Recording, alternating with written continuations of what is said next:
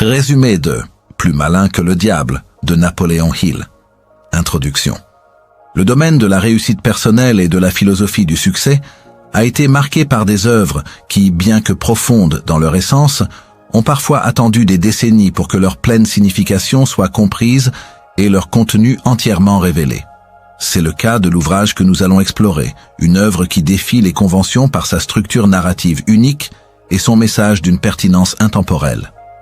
Émanant de l'esprit d'un penseur renommé dans les sciences de l'accomplissement, cette œuvre se distingue par son approche audacieuse, se présentant comme une série de révélations sur les forces invisibles qui entravent l'humanité dans sa quête d'autonomie et de réalisation. L'auteur principal de cette œuvre singulière est une figure emblématique dont les contributions à la compréhension de la psychologie du succès ont influencé des millions d'individus à travers le monde. Son travail précédent, devenu un classique étudié et appliqué par des générations d'entrepreneurs et de visionnaires, a posé les fondations d'une philosophie basée sur le pouvoir de la pensée organisée et de la persévérance. Cependant, l'œuvre que nous abordons ici fut, pendant une période considérable, gardée dans l'ombre, son contenu jugé potentiellement trop controversé ou audacieux pour son époque de rédaction. Ce n'est qu'avec le concours d'une co-auteure, elle-même une voix influente dans le domaine de l'éducation financière et du développement personnel, que ce manuscrit a finalement été présenté au public, apportant une dimension nouvelle et inattendue aux enseignements établis. La contribution de cette co-auteure a permis d'actualiser et d'éclairer le texte, le rendant accessible à un public contemporain tout en préservant l'intégrité du message original. Le livre se distingue non pas comme un traité didactique conventionnel, mais comme une interview métaphorique, une conversation imaginaire entre l'auteur et une entité se présentant comme l'incarnation de la dérive, un concept qui symbolise les forces intérieures et extérieures qui détournent les individus de leurs objectifs et de leur potentiel. Cette structure narrative, volontairement non linéaire et profondément allégorique, sert un objectif précis, celui de démystifier les obstacles psychologiques qui entravent la réussite, en les personnifiant pour mieux en comprendre la nature et les mécanismes. Loin d'être une œuvre à caractère mystique ou religieux, elle utilise cette figure narrative pour explorer les dynamiques psychologiques et les schémas de pensée qui mènent à la passivité, à l'échec et à l'aliénation de soi. L'originalité de l'approche réside dans le fait de donner une voix aux forces d'auto-sabotage, permettant ainsi de les analyser et de les désarmer de l'intérieur. L'objectif fondamental de cette exploration est de fournir au lecteur un manuel de défense mentale. Il s'agit de comprendre les stratégies subtiles par lesquelles la dérive opère sur l'esprit humain et d'apprendre à s'en prémunir. L'œuvre cherche à éveiller la conscience individuelle aux pièges invisibles de la conformité, de la peur, de la procrastination, du manque de but et de toutes les formes d'indécision qui sapent la volonté et l'initiative. En exposant la logique interne de ces forces d'auto-sabotage, le livre permet de développer une vigilance accrue et une capacité à identifier et à contrecarrer ces influences insidieuses avant qu'elles ne prennent racine. Le contexte de création de cette œuvre est également significatif. Rédigée après une période de bouleversements économiques majeurs et de désillusions collectives, elle reflète une profonde méditation sur les causes de l'échec personnel et collectif. L'auteur a cherché à identifier les raisons pour lesquelles tant d'individus, malgré leur potentiel, ne parviennent pas à réaliser leurs aspirations. Sa conclusion l'a mené à cette conceptualisation d'une force de dérive omniprésente, agissant sur le subconscient des individus et les maintenant dans un état de passivité et de conformité. La publication tardive de l'œuvre souligne la conviction de l'auteur quant à la puissance et à l'impact de son message, qu'il a jugé essentiel de transmettre, même s'il remettait en question certaines perceptions dominantes. L'importance de cet ouvrage réside dans sa capacité à offrir une perspective inédite sur les mécanismes psychologiques de l'échec et du succès. Il ne se contente pas de lister des principes de réussite, mais il plonge dans les racines des comportements autodestructeurs, offrant une compréhension profonde des raisons pour lesquelles les individus stagnent ou échouent. En personnifiant l'adversaire, l'œuvre rend tangibles les forces intérieures qui résistent à la croissance et à l'automaîtrise, facilitant ainsi leur identification et leur neutralisation. Elle invite à une introspection courageuse, à un examen de ses propres habitudes mentales et de ses réactions face aux défis de la vie. Les chapitres qui vont suivre décomposeront les révélations centrales de cette conversation allégorique. Nous explorerons la nature de la dérive, les mécanismes par lesquels elle capture l'esprit humain et les outils pratiques que l'auteur propose pour s'en libérer. Le fil conducteur de toute cette analyse sera la conviction que la connaissance de soi et la maîtrise de ses propres processus de pensée sont les clés ultimes pour naviguer avec succès dans les courants parfois tumultueux de l'existence. Cette œuvre nous propose non seulement de comprendre l'adversaire, mais de le déjouer en cultivant une pensée indépendante et une action délibérée, forgeant ainsi une voie vers l'accomplissement personnel et la liberté intérieure. Chapitre 1. Les révélations du diable. Au cœur de l'œuvre singulière de l'auteur se trouve une confrontation directe avec les forces insidieuses qui sapent l'ambition et la réalisation humaine. Cette confrontation est incarnée par une figure allégorique, un diable qui, loin d'être une entité surnaturelle, représente la somme des influences négatives, des schémas de pensée autodestructeurs et des peurs qui entravent l'individu. Ce n'est pas un concept à prendre au pied de la lettre dans un sens dogmatique, mais plutôt une personnification des mécanismes psychologiques qui conduisent à la dérive mentale. L'auteur, à travers cette interview fictive, cherche à extorquer à cette entité les secrets de son pouvoir et les méthodes par lesquelles elle maintient l'humanité dans un état de passivité et de conformité. Les révélations qui en découlent sont d'une clarté déroutante et offrent une cartographie précise des pièges psychologiques les plus courants. La première et la plus fondamentale des révélations concerne la nature même de cette force. Elle opère par la dérive. Qu'est-ce que la dérive? C'est la tendance humaine à la passivité, à l'indécision, à la procrastination, au manque de but défini. C'est le courant invisible qui emporte les individus qui n'ont pas de direction claire, les laissant flotter au gré des circonstances plutôt que de naviguer avec intention. Cette entité allégorique se nourrit de l'inertie humaine. Elle explique que son pouvoir ne réside pas dans la coercition directe, mais dans la manipulation subtile des pensées et des habitudes. Si un individu ne décide pas activement où il va, la dérive décide pour lui, le menant inexorablement vers la médiocrité, le regret et l'échec. La majorité des êtres humains, affirme-t-elle, sont des dériveurs, des âmes sans ancrage qui se laissent porter par le vent des opinions extérieures, des peurs intérieures et des habitudes non examinées. La stratégie principale de cette entité est d'implanter la peur et la préoccupation dans l'esprit humain. La peur est présentée comme l'arme la plus efficace, car elle paralyse la pensée, inhibe l'action et affaiblit la volonté. Parmi les peurs les plus courantes et les plus destructrices, plusieurs sont explicitement mentionnées comme étant les fondations du pouvoir de la dérive. La peur de la pauvreté. C'est une peur paralysante qui pousse les individus à accepter des conditions de vie et de travail qu'ils détestent, par crainte de manquer du nécessaire. Elle engendre la prudence excessive, l'incapacité à prendre des risques calculés et une mentalité de rareté. La peur de la critique. Cette peur force les gens à se conformer aux attentes des autres, à supprimer leur originalité et à ne jamais oser sortir du rang, de peur d'être jugé ou ridiculisé. Elle étouffe la créativité et l'expression de soi. La peur de la maladie.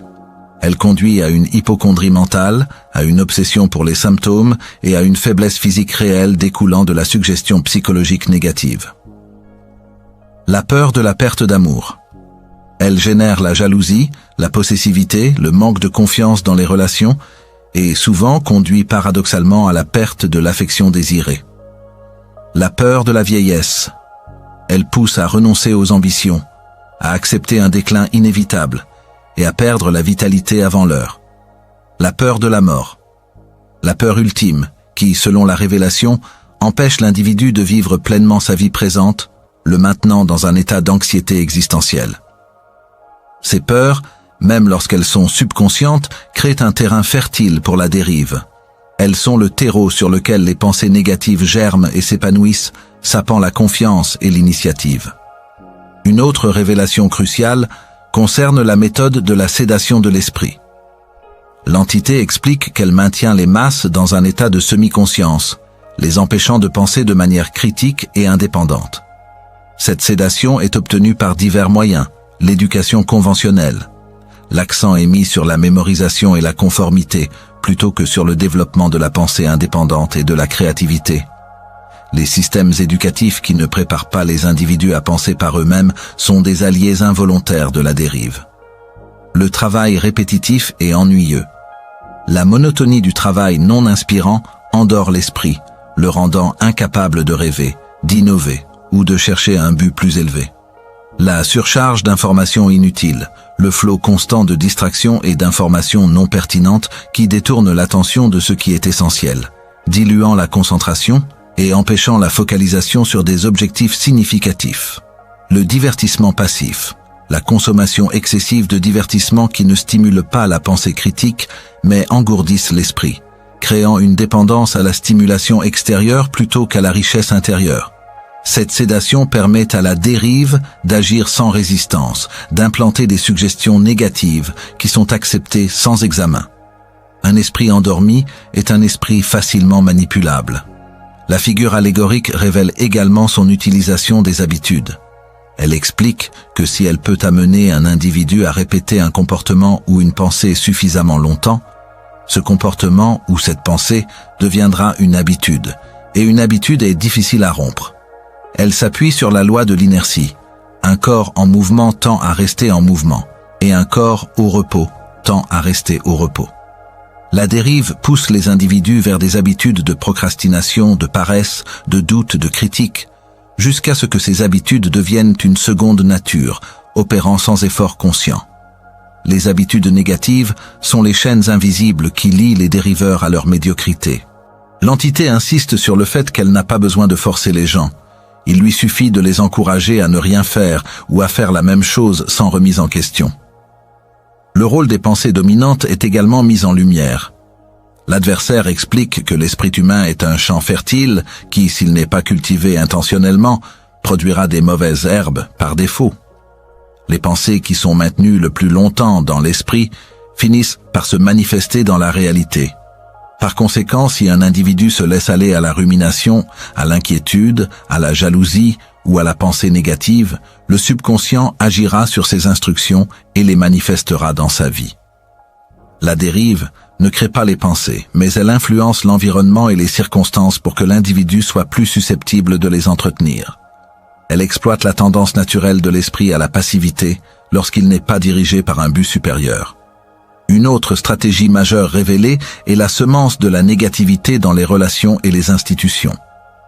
L'adversaire affirme influencer les enseignants, les leaders religieux, les parents, les journalistes et d'autres figures d'autorité ou d'influence en les poussant inconsciemment à transmettre des messages de peur, de limitation, de conformité.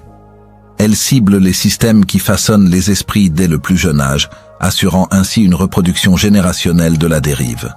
Elle se réjouit des querelles, des divisions, des malentendus, car ils affaiblissent l'unité et la force individuelle. La critique, la médisance, le jugement sont des outils précieux car ils détournent l'énergie de la création et la dirigent vers la destruction.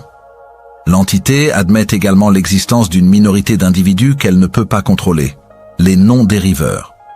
Ce sont ceux qui ont un but défini majeur, qui pensent par eux-mêmes, qui sont résilients face à l'adversité et qui pratiquent la discipline mentale. Ce sont les visionnaires, les innovateurs, les leaders.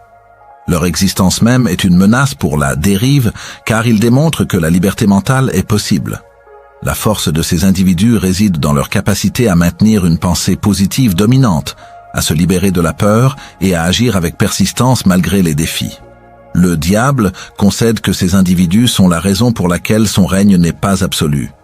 Les révélations culminent dans la compréhension que cette force opère principalement par la suggestion subtile. Elle ne force personne. Elle ne fait que proposer des pensées, des doutes, des excuses, des raisons de ne pas agir. La décision finale appartient toujours à l'individu.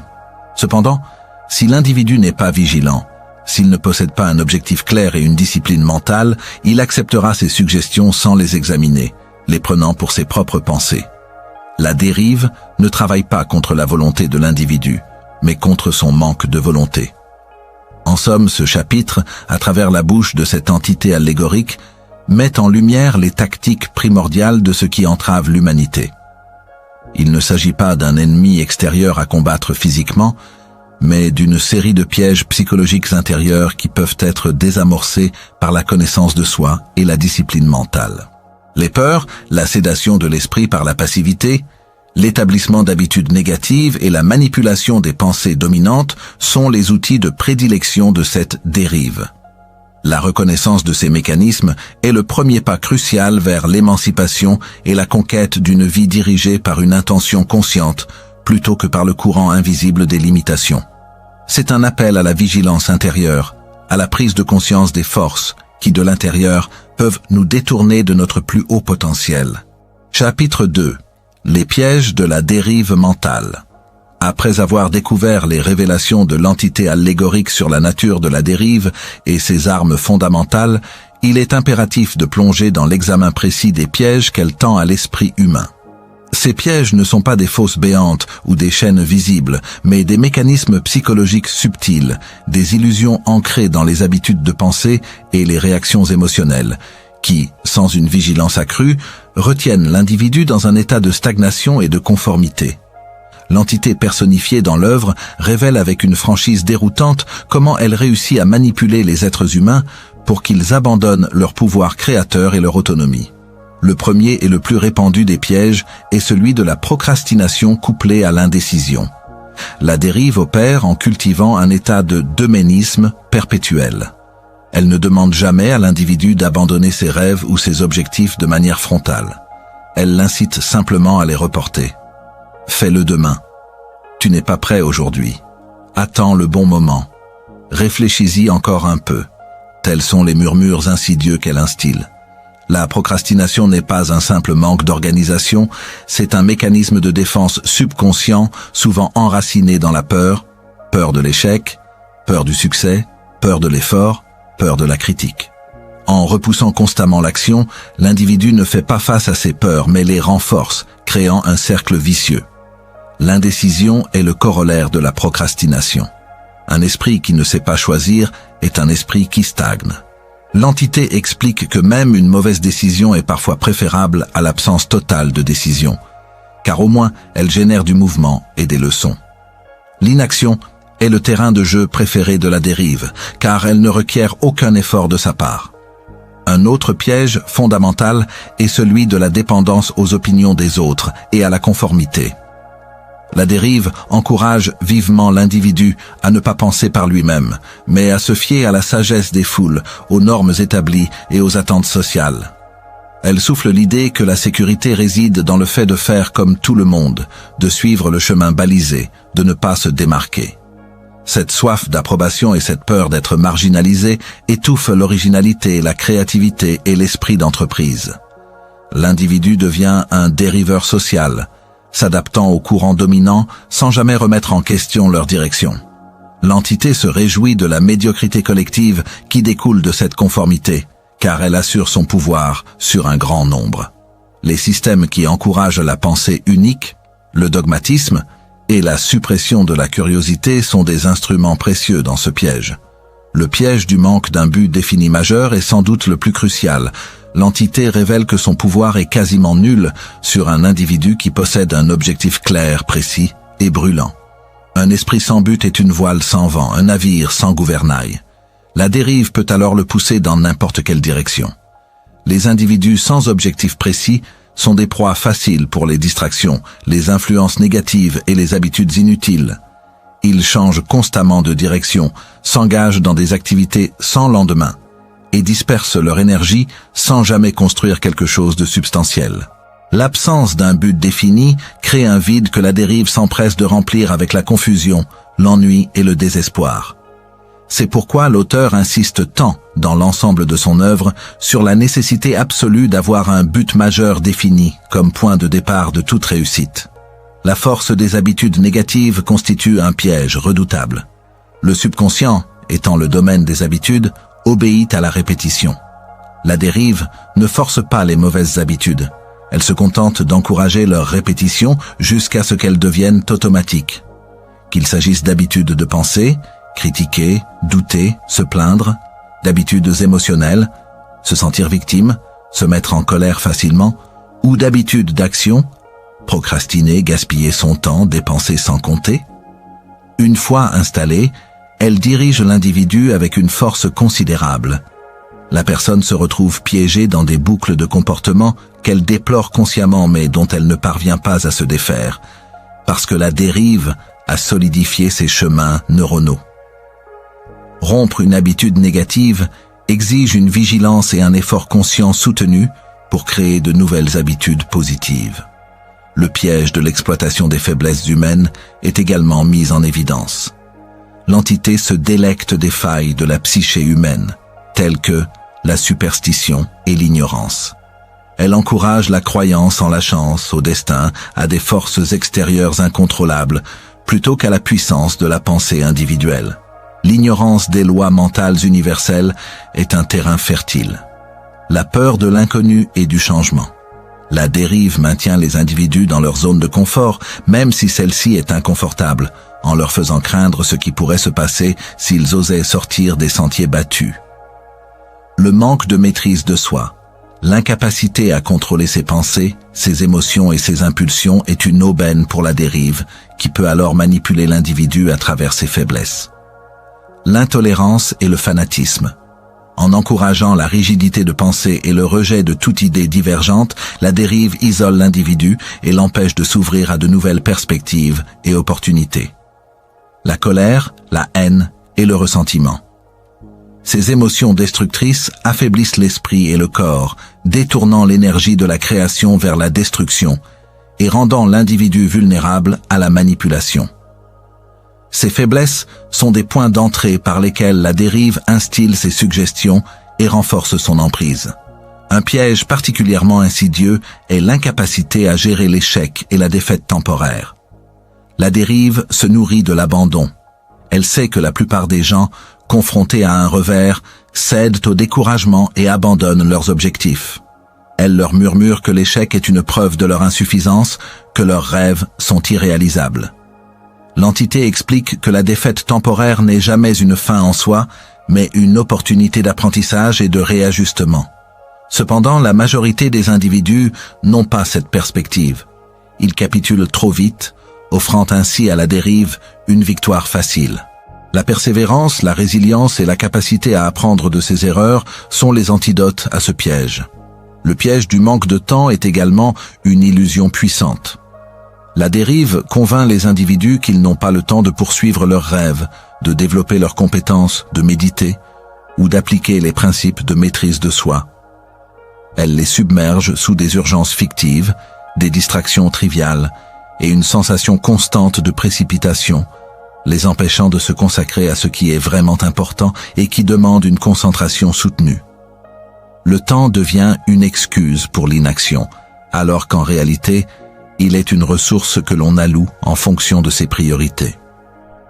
Enfin, la dérive s'appuie sur la force du courant dominant qu'elle utilise pour maintenir les individus dans un état de léthargie mentale. Elle manipule les institutions et les médias pour diffuser des messages de conformité, de peur et de consommation. Elle rend le chemin de la résistance difficile et celui de la soumission facile. Pour la majorité des gens, suivre le courant est moins coûteux en énergie que de nager à contre-courant.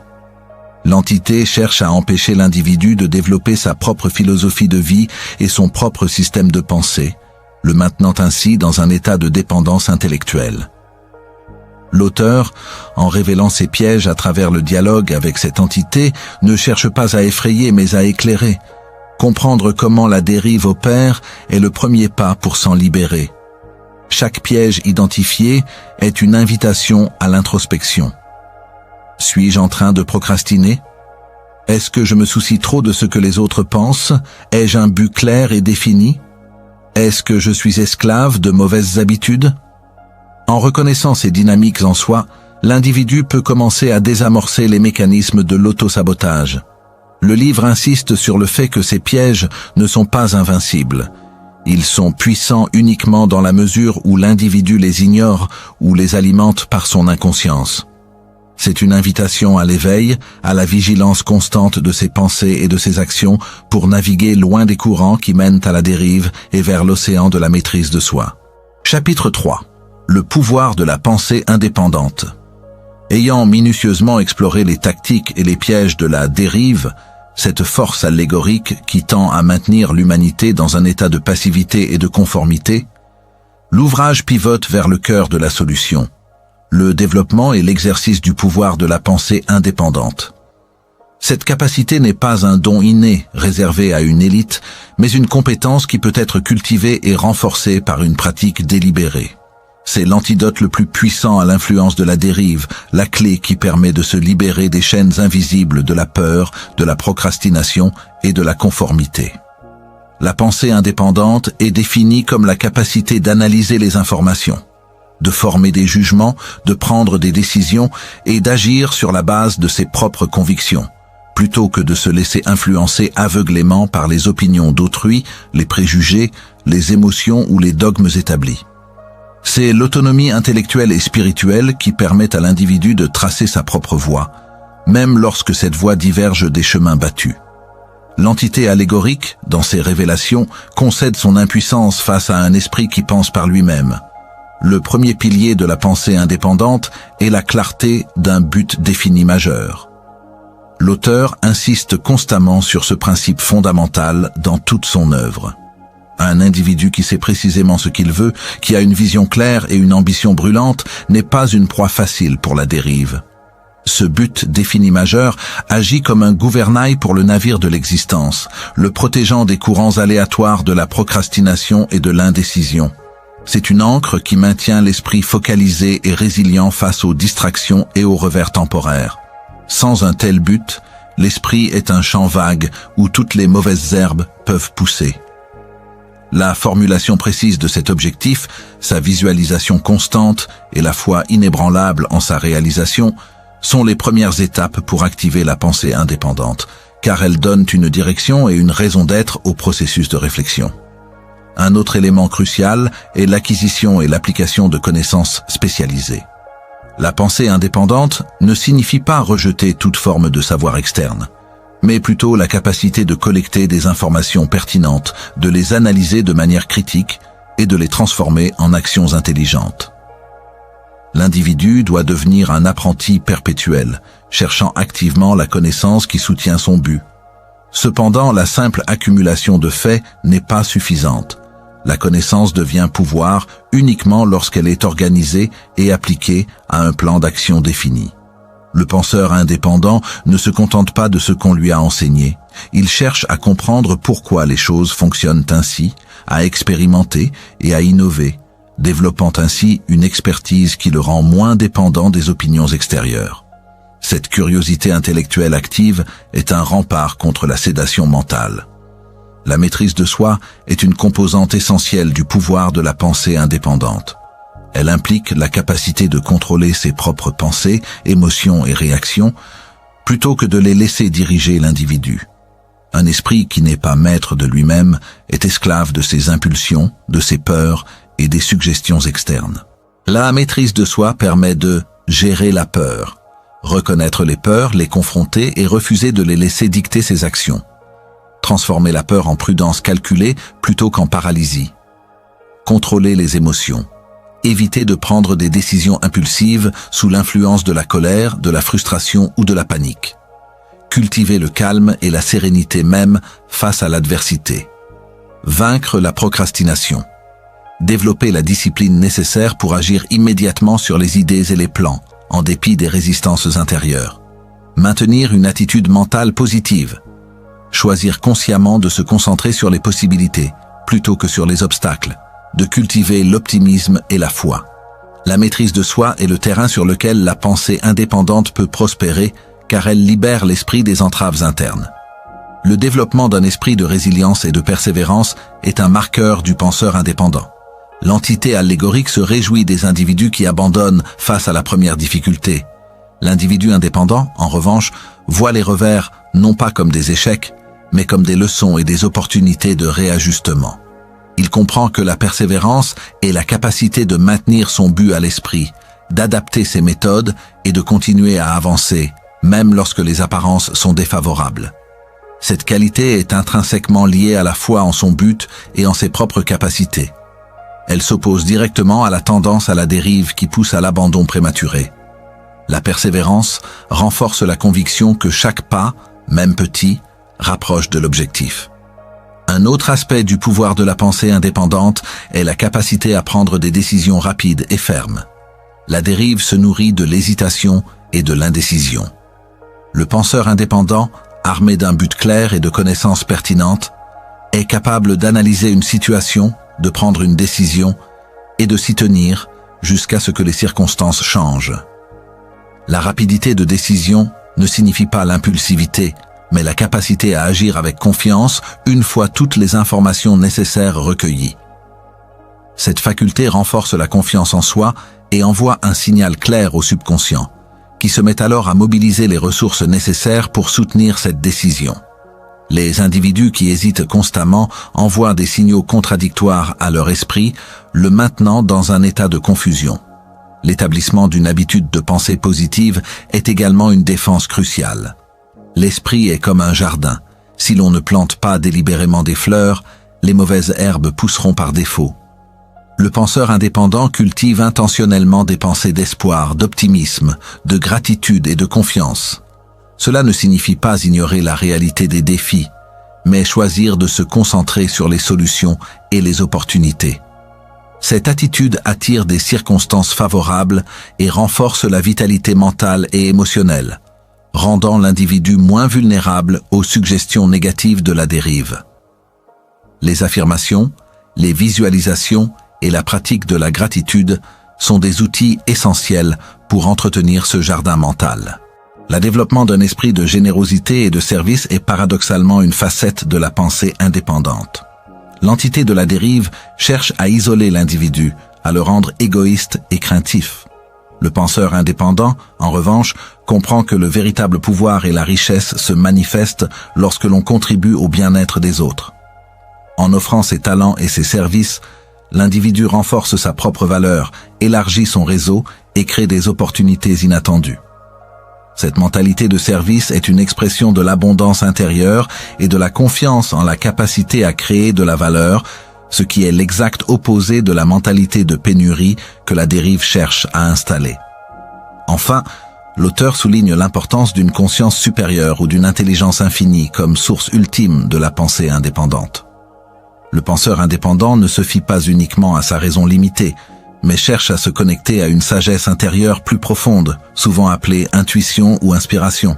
Cela implique de passer du temps dans le silence, la méditation ou la réflexion profonde, pour écouter la guidance qui émerge des profondeurs du subconscient ou d'une source universelle. C'est en faisant cela que les grandes idées, les solutions aux problèmes complexes et les chemins d'action inattendus se révèlent, permettant à l'individu de dépasser les limites de la pensée conventionnelle et de l'influence de la dérive. Le pouvoir de la pensée indépendante est donc une synthèse de plusieurs disciplines mentales. Il ne s'agit pas d'un simple désir de succès, mais d'un engagement profond à devenir le maître de son propre esprit. C'est un processus continu de vigilance, de choix conscients et d'action délibérée.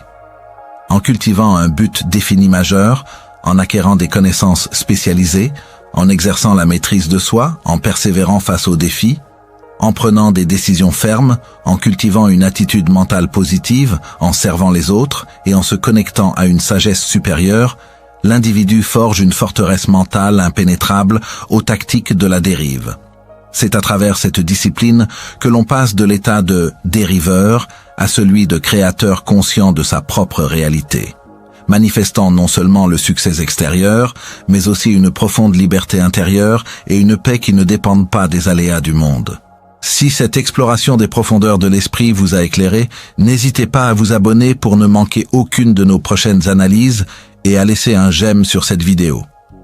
Et si ce résumé vous a semblé particulièrement pertinent, écrivez simplement « pertinent » dans les commentaires. Chapitre 4. Les outils pour libérer l'esprit. Après avoir identifié la dérive comme l'adversaire silencieux et avoir reconnu le pouvoir salvateur de la pensée indépendante, l'ouvrage se concentre désormais sur l'aspect le plus pratique de cette philosophie.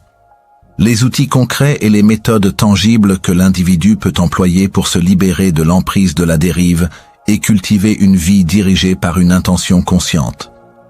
Ces outils ne sont pas de simples suggestions, mais des disciplines mentales et des habitudes d'action qui, lorsqu'elles sont appliquées avec persévérance, remodèlent la psyché et transforment la réalité extérieure. Ils constituent l'arsenal du maître de soi, lui permettant de déjouer les pièges subtils de la passivité et de l'incertitude. Le premier et peut-être le plus fondamental de ces outils est l'adoption d'un but défini majeur, un concept central dans la philosophie de l'auteur. Ce n'est pas un simple souhait ou un vague désir, mais un objectif précis, clair et formulé, avec une intention inébranlable. Il doit être suffisamment puissant pour inspirer l'action et maintenir la motivation à travers les défis. L'absence d'un tel but est, selon l'entité allégorique, l'invitation ouverte à la dérive. Pour le définir, l'individu est encouragé à clarifier ses aspirations profondes. Qu'est-ce qui le passionne réellement? Quel impact désire-t-il avoir?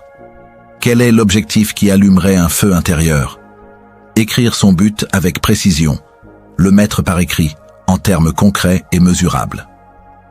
La clarté de l'énoncé est essentielle pour que le subconscient puisse s'aligner sur cet objectif. Le relire quotidiennement. Intégrer la lecture de son but dans une routine matinale et vespérale. Cela grave l'objectif dans le subconscient et le maintient à l'avant-garde de l'esprit conscient.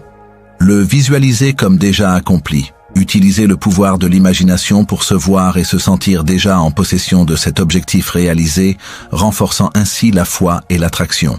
Ce but défini, majeur, agit comme un point focal, un aimant qui attire les ressources, les idées et les opportunités nécessaires à sa manifestation, tout en repoussant les distractions et les influences de la dérive. Le deuxième outil essentiel est le développement et l'application de la maîtrise de soi. Il ne s'agit pas de suppression émotionnelle, mais de la capacité de diriger ses pensées, ses émotions et ses actions. La maîtrise de soi est la capacité de choisir sa réponse plutôt que de réagir automatiquement aux stimuli externes ou aux impulsions internes. Pour l'acquérir, il faut observer ses pensées, devenir un observateur impartial de son propre dialogue intérieur. Identifier les pensées négatives, les doutes, les peurs sans jugement, mais aussi sans leur donner de pouvoir. Contrôler ses émotions. Reconnaître les émotions qui surgissent, comprendre leur origine, mais refuser de les laisser prendre le dessus. La colère, la peur, le ressentiment sont des énergies qui, non maîtrisées, détournent l'individu de son chemin. Gérer ses impulsions, résister à la gratification immédiate pour des bénéfices à long terme. La procrastination est souvent une faiblesse de la maîtrise de soi. Pratiquer la discipline. S'engager à faire ce qui doit être fait, même lorsque l'on n'en a pas envie. La discipline est la voie royale vers la liberté. La maîtrise de soi est la clé pour ne pas se laisser emporter par les courants de la dérive, permettant à l'individu de rester ancré dans son intention et de diriger son énergie vers la réalisation de ses objectifs. Le troisième outil est l'acquisition et l'organisation des connaissances spécialisées. L'entité de la dérive se nourrit de l'ignorance et de la passivité intellectuelle. Pour la déjouer, l'individu doit devenir un apprenant actif et un penseur critique. Cela implique de identifier les connaissances nécessaires. Quels savoirs sont indispensables pour atteindre son but défini majeur? Rechercher activement ces connaissances, lire des livres, suivre des formations, consulter des experts, observer ceux qui ont réussi. Organiser les connaissances. Ne pas se contenter d'accumuler des informations, mais les organiser de manière logique et les transformer en plan d'action. Appliquer les connaissances. La connaissance sans l'application est stérile. Il s'agit de mettre en pratique ce que l'on apprend, d'expérimenter, d'ajuster. Développer un esprit critique, ne pas accepter aveuglément les informations, mais les questionner, les analyser et former ses propres conclusions. La soif de connaissance et l'engagement à l'appliquer sont des forces puissantes qui démantèlent l'ignorance et renforcent la pensée indépendante. Un quatrième outil crucial est la mise en œuvre d'un plan d'action défini. La dérive prospère dans l'inaction et la confusion. Avoir un but est une chose, avoir un plan pour l'atteindre en est une autre. Ce plan doit être détaillé et séquentiel, décomposer le but défini. Majeur en étapes plus petites et gérables. Écrit et révisé régulièrement.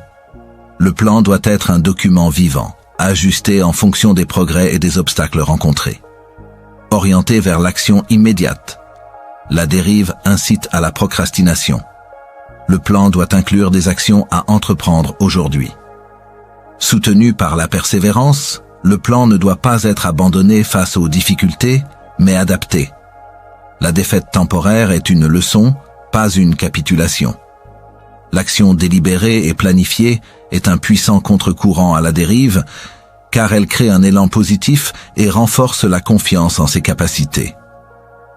Le 5e outil est la culture de l'imagination créatrice. C'est le pouvoir de l'esprit de concevoir de nouvelles idées, de visualiser des possibilités et de trouver des solutions innovantes aux problèmes.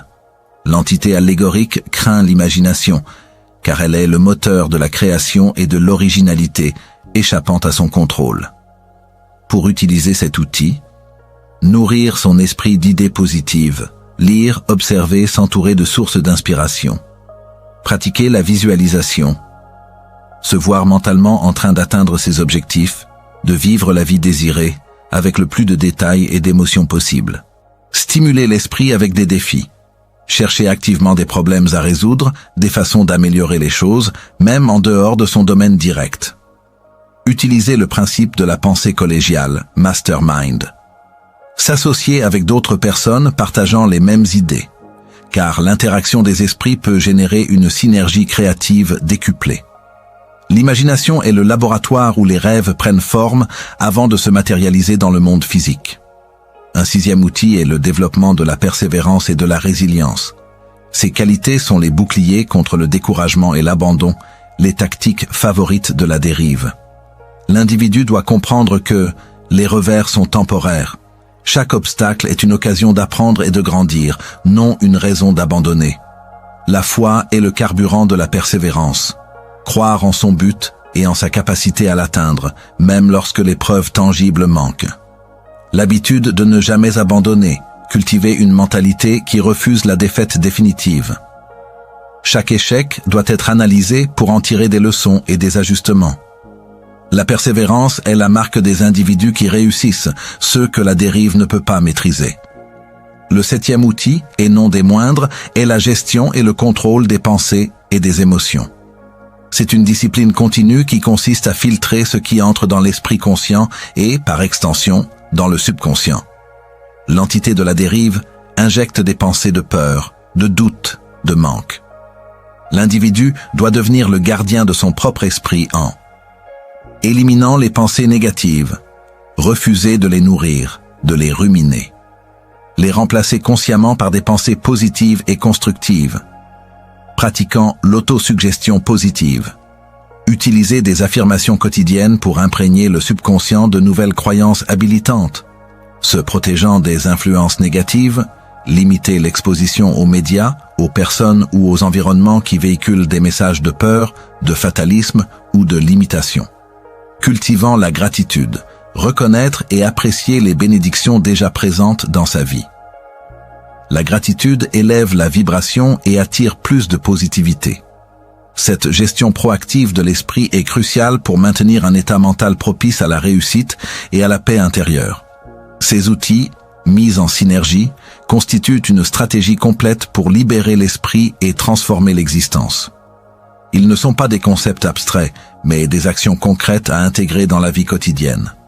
L'auteur, à travers les révélations de son allégorie, ne propose pas une solution facile, mais un chemin exigeant la vigilance, la discipline et la persévérance.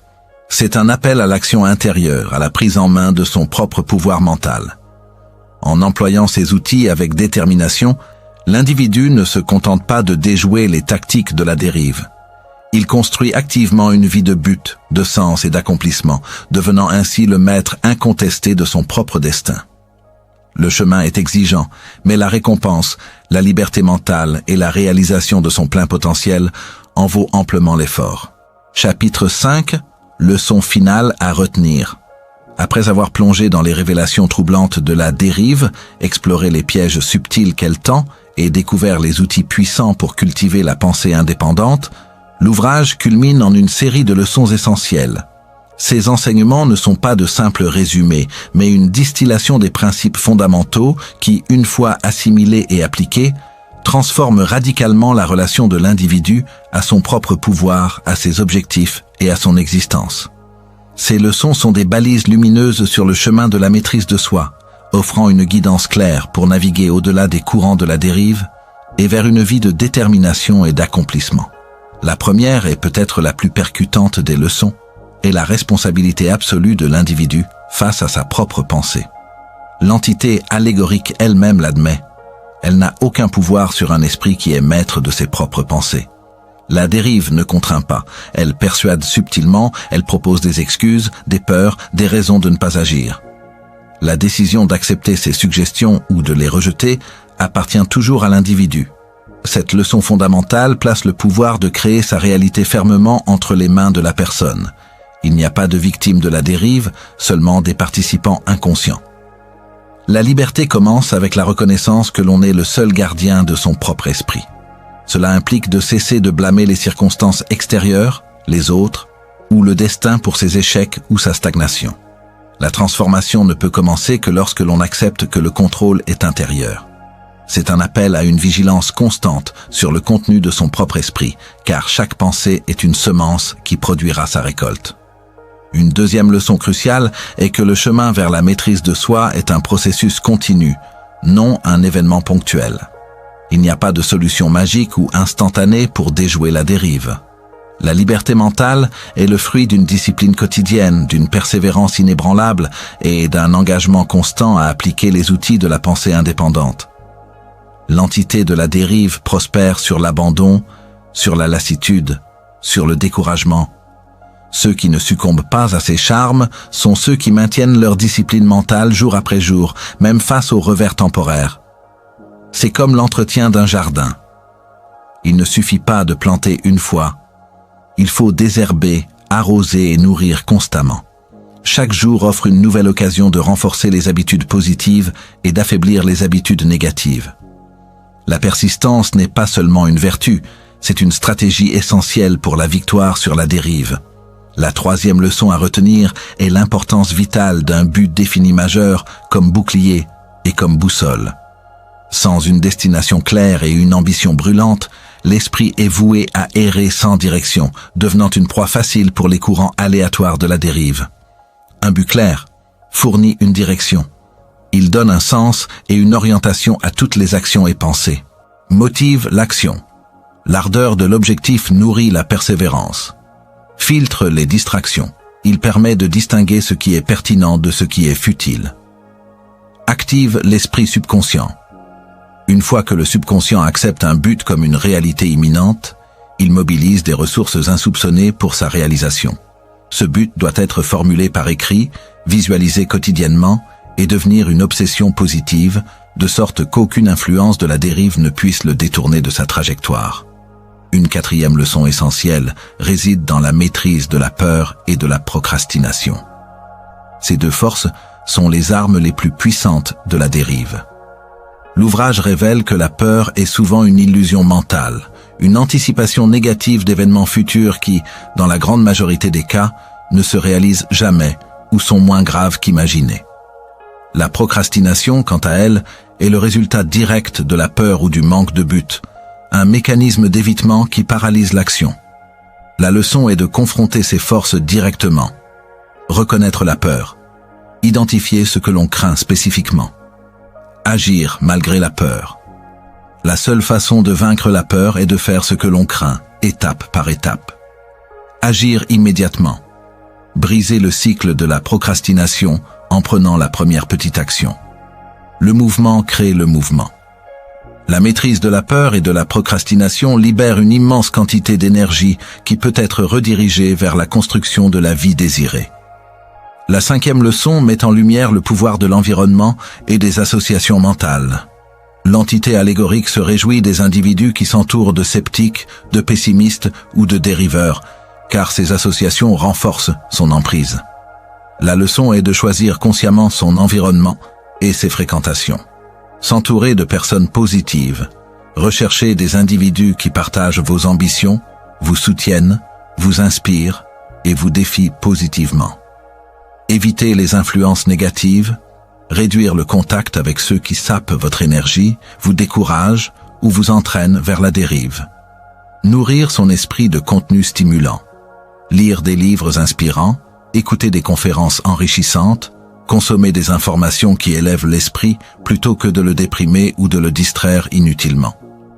L'environnement mental et social agit comme un amplificateur. Un environnement positif renforce la pensée indépendante, tandis qu'un environnement négatif la sape. Une sixième leçon cruciale est la nécessité de développer l'habitude de penser par soi-même. Dans un monde où la conformité est encouragée et où les opinions de la masse sont souvent acceptées sans examen critique, la capacité d'analyser, de questionner et de former ses propres convictions est une arme redoutable contre la dérive. Cela implique de remettre en question les suppositions, ne pas accepter les choses pour argent comptant. Rechercher des perspectives diverses, écouter différents points de vue avant de former une opinion. Faire confiance à son intuition. Développer la capacité d'écouter sa sagesse intérieure. Prendre ses propres décisions. Ne pas se laisser dicter ses choix par la peur de la critique ou le désir d'approbation. La pensée indépendante est la marque de ceux qui tracent de nouvelles voies et qui réalisent des accomplissements extraordinaires. La septième leçon met en évidence l'importance de la loi de l'attraction et de la loi d'habitude. L'ouvrage sous-entend que l'esprit humain, par sa nature même, attire à lui les pensées dominantes qu'il entretient. Si l'on pense constamment à l'échec, au manque ou à la maladie, c'est ce que l'on manifestera.